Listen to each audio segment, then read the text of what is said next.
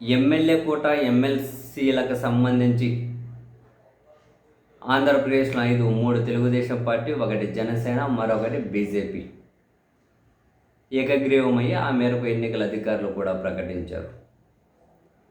అయితే ఇక్కడ సరే టీడీపీ నుంచి 3, బీజేపీ నుంచి 1 ఎమ్మెల్సీల కథ పక్కన పెట్టినాం.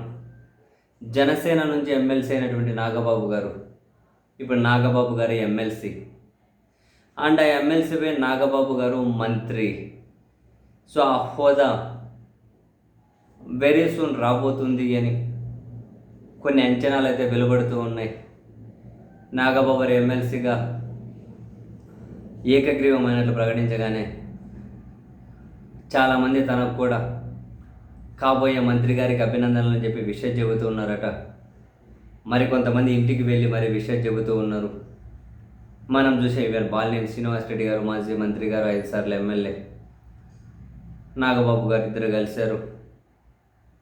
బాలినేని గారు అభినందనలు చెప్పారు. కాబోయే మంత్రి కానీ అని చెప్పి కనుక శుభాకాంక్షలు. ఈవెన్ నాగబాబు గారు కూడా మంత్రి అనే ఆ హుందాతనం వచ్చేసినట్లుంది. లైక్ ఆ దర్పం అంటారు.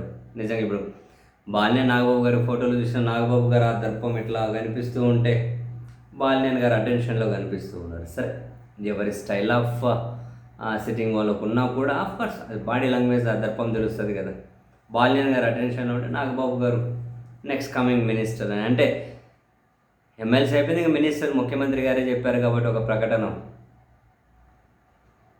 ఇక కొనిదెల నాగబాబు అను నేను ఆంధ్రప్రదేశ్ మంత్రిగా ప్రమాణ స్వీకారం ఒకటే మిగిలి ఉంది. ఇంట్రెస్టింగ్గా జనసేనకు సంబంధించినటువంటి వాళ్ళ ఛానల్కి సంబంధించిన వాటిలో వాళ్ళ సోషల్ మీడియాలో కూడా కొన్ని ఇంట్రెస్టింగ్ పోస్టులు కానీ న్యూస్ కానీ చక్కర్లు కొడుతూ ఉంది. మంత్రి పదవి కూడా కన్ఫర్మ్ అయిపోయిందంటారు, ఏ మంత్రిత్వ శాఖ అనేది.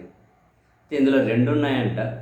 ఒక్క నాగబాబు గారికి మాత్రమే పరిమితమైతే మంత్రి ఇవ్వడం అనేది, ఇంకేం మార్పు చేర్పులు లేకపోతే వాళ్ళ తమ్ముడి దగ్గర ఉన్న అటవీ పర్యావరణం నాగబాబు గారికి ఇస్తారట. ఎందుకంటే వాళ్ళ తమ్ముడి దగ్గర 5 ఏమో ఉన్నాయి ఓవరాల్గా. ఆయనకు ఆరోగ్యం బాగుంటలేదు, ఎక్కడ కాన్సన్ట్రేట్ చేయలేకున్నారు. సో వీళ్ళకి ఒకరికే పరిమితం అయితే నాగబాబు గారికి ఒకరికే అటవీ పర్యావరణం ఇస్తారట. లేదు ఇంకేమైనా కనుక కొన్ని తీసివేతలు ఏమైనా ఉంటే మంత్రివర్గంలో అప్పుడు రవాణా, సినిమాటోగ్రఫీ ఇస్తారని చెప్పి అయితే మంత్రిత్వ శాఖలు కూడా నాగబాబు గారికి వాళ్ళకు కావాల్సిన వాళ్ళే ప్రకటించేస్తూ ఉన్నారు. సరే, ఎనీహౌ 2 అన్నదమ్ములు ఒకే క్యాబినెట్లో మంత్రులుగా ఉండబోతూ ఉండడం ఇంట్రెస్టింగ్. వాళ్ళకు కూడా గర్వకారణంగానే ఉంటుందిలేండి. 3 అన్నదమ్ములు, పెద్దన్నేమో సెంట్రల్ మినిస్టర్ చేశారు, చిన్న తమ్ముడేమో state cabinet minister, deputy CM, మధ్యలో అన్నేమో ఇంకో మినిస్టర్. మంచిదే కదా, కుటుంబంలో అందరూ కానీ పదవులు అనుభవించినట్లే.